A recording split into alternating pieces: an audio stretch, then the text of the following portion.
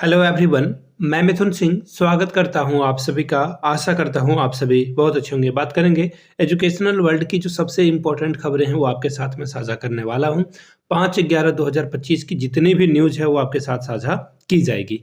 आगे बढ़ें उससे पहले मैं आपको बता दूं, कल की वीडियो लेट से आई थी, उसके लिए मैं फिर से माफ़ी चाहता हूँ। अब वीडियो आपको 9 बजे से ठीक पहले पहले मिल जाएगी। तो चलिए शुरुआत करते हैं आज की पहली खबर से। 8th पे कमीशन में वेतन बढ़ेगा और छुट्टियां होगी कम। जी हाँ, जो गैर जरूरी जरूरी छुट्टियां हैं उसको अब कट करने की तैयारी हो रही। कमेटी जो है अपना फैसला सुनाएगी जल्द ही। अभी इस पे जो है जो चीजें खबर आ रही है ना बाहर, जो सोर्स की ओर से खबर आ रही है वो आपके साथ में साझा कर रहा हूँ। बीसीए और बीबीए करने वाले के लिए मैथ जरूरी नहीं। देखिए, मैथ एक ऐसा सब्जेक्ट है जिससे बहुत सारे बच्चे जो है डरते हैं अभी भी। इवन वो 10th 12th कर लेते हैं फिर भी मैथ से डरते हैं। तो बीसीए और बीबीए में अब आप बिना मैथ के भी आगे बढ़ सकते हैं। अब तीसरी कक्षा से एआई का कोर्स होगा, यानी कि आर्टिफिशियल इंटेलिजेंस का कोर्स जो है क्लास 3 के बच्चे को भी पढ़ाया जाएगा। बट कल या परसों की खबर में आपको बताया था कि झारखंड में ना 8,000 ही कंप्यूटर स्कूलों में जो है इंटरनेट की सुविधा है। आप एआई पढ़ाओगे बिना इंटरनेट के, ये तो इम्पॉसिबल सी बात है।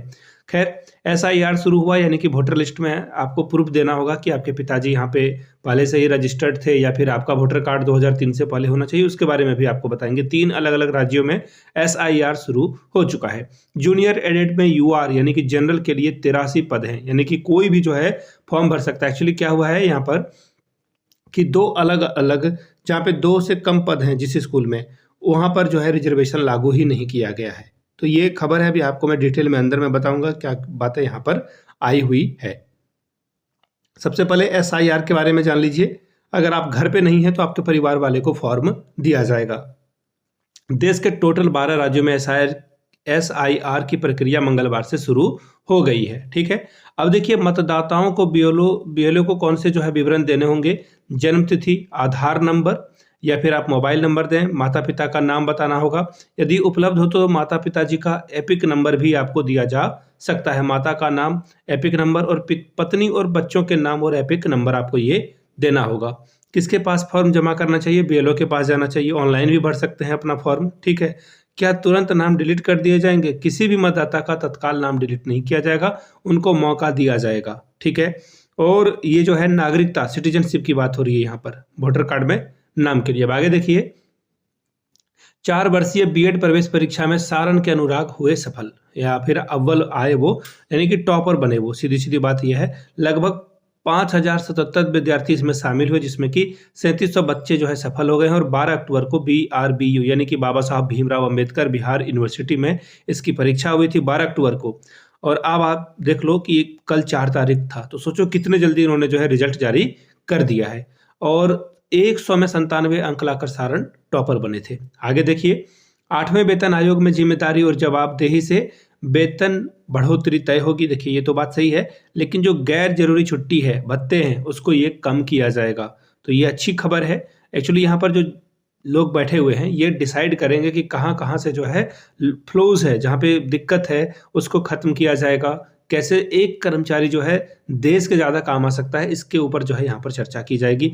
और एक और बात है, याद रखिएगा कि किसी भी हाल में जो है बच्चों के साथ या फिर किसी के साथ भी जो है अन्याय ना हो, इसका ध्यान रखा जाएगा। सैलरी कम ना हो, इसकी बात को जो है ध्यान में रखा जाएगा। अब यहाँ से देख लीजिए, जूनियर एडेड शिक्षक भर्ती में 83% पद अनारक्षित। एक्चुअली क्या हुआ, यहाँ से देख लीजिए। सूत्रों के अनुसार इस भर्ती में आरक्षण निर्धारण स्कूल को इकाई मानकर किया गया था। जिन विद्यालय में 3 से कम पद थे वहां पर आरक्षण लागू नहीं हुआ है, जिसके कारण अनारक्षित पदों की संख्या में बढ़ोतरी हुई है।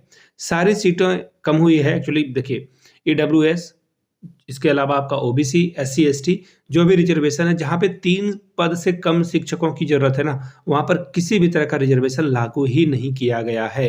हिंदी, इंग्लिश सहित 5 विषयों के कुल 1262 पदों पर की जानी है बहाली। अभ्यर्थियों को 15 फरवरी तक कार्यभार ग्रहण कराया जाएगा। बहुत जल्दी ही जो है इसका रिजल्ट जारी कर दिया जाएगा। यहाँ से आप पद देख सकते हैं। हिंदी के लिए जो है टोटल यहाँ पे आप पद देखोगे तो 240 है, अंग्रेजी के लिए 145, संस्कृत के लिए 99 और साइंस मैथ के लिए 455 और SST के लिए 314। टोटल 1262 पदों पे यहाँ पर भर्ती आएगी, जिसमें कि 1051 जनरल की सीटें, यानी कि कोई भी किसी भी कैटेगरी से है इस फॉर्म को वो भर पाएगा। ओबीसी के लिए 115, SC के लिए 96 और EWS और ST के लिए 0 सीटें यहाँ पर है। यहाँ पे कोई भी सीट इन लोगों के लिए नहीं रखी गई है। मैंने आपको बताया था उसका रीजन क्या है। आगे देखिए, उत्तर प्रदेश समेत देश के 12 राज्यों में SIR शुरू। मैंने आपको बात बताई थी, खुद से भी जाकर के ये रहा voters.electioncommission.of.india.gov.in पर जाकर आप खुद से जो है इसके बारे में डिटेल देख सकते हैं। BLO घर घर जाएंगे और फिर जो है बातें होगी। ऐसा नहीं कि आपका नाम ऐसे ही कट जाएगा या फिर ऐसे ही जुट जाएगा, आपको प्रूफ देना होगा, उसके बाद चीजें आगे बढ़ेगी। आगे देखिए, हर विषय के लिए योग्यता आधारित प्रश्न तैयार होंगे। CBSE ने जो है पढ़ाई, सोचने की क्षमता को और बेहतर बनाने की पहल कर रही है। रटने की प्रवृत्ति को कम करने के लिए जो है पोर्टल वगैरह बना रहे हैं। सिलेबस में काट छाट किया जाएगा और जो पाठ्यक्रम है उसको और लचीला और फ्लेक्सिबल और आसान बनाया जाएगा, लेकिन थिंकिंग पर जोर देने की बात की जा रही है। आगे देखिए, अब अगली खबर क्या है। अगली खबर है, यूपी में टाउनशिप उद्योग लगाना होगा आसान। एक्चुअली टाउनशिप का मतलब क्या होता है, एक पर्टिकुलर एरिया में बहुत सारे बिल्डिंग्स बन जाते हैं, वहाँ पे दुकानें खुल जाती है, सड़कें मजबूत हो जाती है और फिर वहाँ पर जो है उद्योग वगैरह लगना आसान होता है, क्योंकि वो वहाँ पे बिजली की सुविधा है, पानी की सुविधा है। तो ऐसे में जैसे कि नोएडा क्या था, नोएडा भी टाउनशिप था, धीरे धीरे धीरे धीरे धीरे धीरे वो आगे बढ़ गया। आगे देखिए, यहाँ पे 3-4 खबर है, वो आराम से ध्यान से आप इसे देख सकते हैं। वेट अ मिनट, मैं आपको आराम से दिखा दूं। ये देखिए, अब 8 नवंबर से ही स्कूलों में बजेगी घंटी। ठीक है, यहाँ पे स्कूल की बात की जा रही है। विश्वविद्यालय के अगले 59 दिनों, एक्चुअली 2026 में अगर आप पटना के किसी भी पूरे बिहार के किसी भी इंस्टीट्यूट में टीचर या प्रोफेसर, लेक्चरर हैं या फिर स्टूडेंट हैं, तो टोटल 59 दिनों की छुट्टी होगी। ठीक है, बाकी ठंड बढ़ जाने से और भी बहुत तरह की चीज़ें होती है, इलेक्शन वगैरह आ जाता है तो फिर छुट्टियां और बढ़ेगी, ये तो ऑब्वियस है, लेकिन 2 महीने तो ऐसे ही बंद रहेगा। आर्ट कॉलेज यानी कि बैचलर इन फाइन आर्ट के सिलेबस में होगा बदलाव, अगले सत्र से लागू होगा। कॉलेज पर सिलेबस पर चल रहा है काम, यानी कि सिलेबस पे लोग काम कर रहे हैं, इसको जल्द ही बदलने का काम किया जाएगा। अब यहाँ से देख लीजिए, CBSE अब तीसरी कक्षा से जो है बच्चों को पढ़ाई जाएगी AI। बच्चे हो गए टेक्नोलॉजी में निपुण, यानी कि AI अब इनको पढ़ाया जाएगा। ठीक है, चलिए आगे बढ़ेंगे अगले सवाल की ओर। देखिए, इसी की बात मैं कर रहा था। BCA और BBA के लिए गणित जो है मैंडेटरी हुआ करता था, उसको हटा दिया गया है।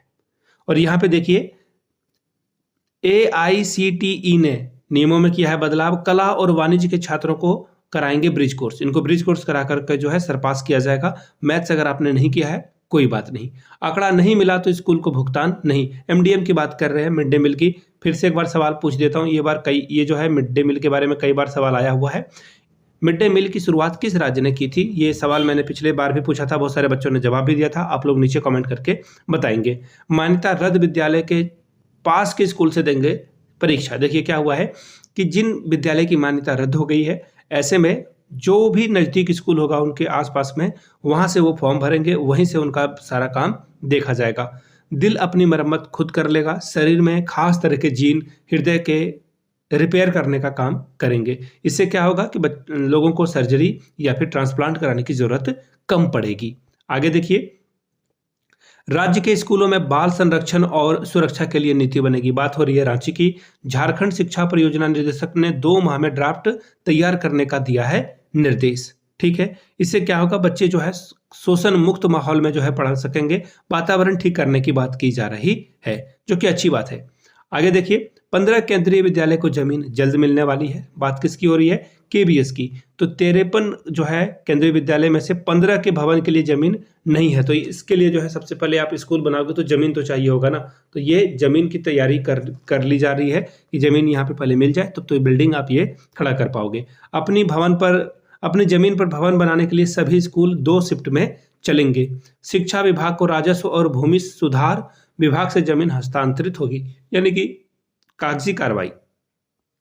अब यहां से देखिए, 2 भाइयों के पास पहुंचे DLED के पेपर, 80 को बेचे। बात क्या हो रही है कि एलिमेंट्री इन एजुकेशन यानी कि DLED जो कि एग्जाम चल रहा है आपका यूपी में, वहां पर क्या हुआ कि जो फर्स्ट और थर्ड सेमेस्टर के प्रश्न पत्र बेचने के लिए जो है 2 शिक्षक भाई जो कि धर्मेंद्र और पुष्पेंद्र हैं, इन्होंने क्या काम किया, पेपर ही बेचना शुरू कर दिया और इन्हें सॉल्व कराकर 80 स्टूडेंट को इन्होंने पेपर बेच दिया था और अब इनको गिरफ्तार कर लिया गया है। टेलीग्राम पे इनका ग्रुप था। देखिए, गिरफ्तार आरोपी धर्मेंद्र और पुष्पेंद्र निजी डिग्री कॉलेज के शिक्षक हैं। उन्होंने टेलीग्राम ग्रुप कर कुछ दिन पहले मैसेज भेजा कि किसी को DLED का पेपर चाहिए तो संपर्क करें। इसके बाद 3500 रुपये प्रति स्टूडेंट से पेपर लेकर के जो है पैसे लेकर के पेपर देना इन्होंने शुरू कर दिया।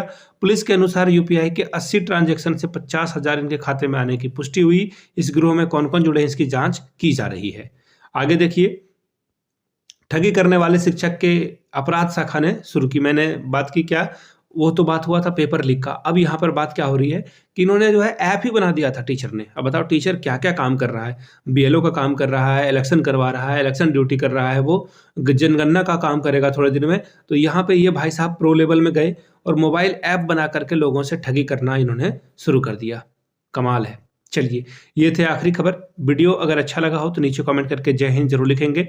मिलते हैं अगले वीडियो में अगले दिन। वीडियो को यहाँ तक देखने के लिए आप सभी का बहुत बहुत शुक्रिया। Have a good day.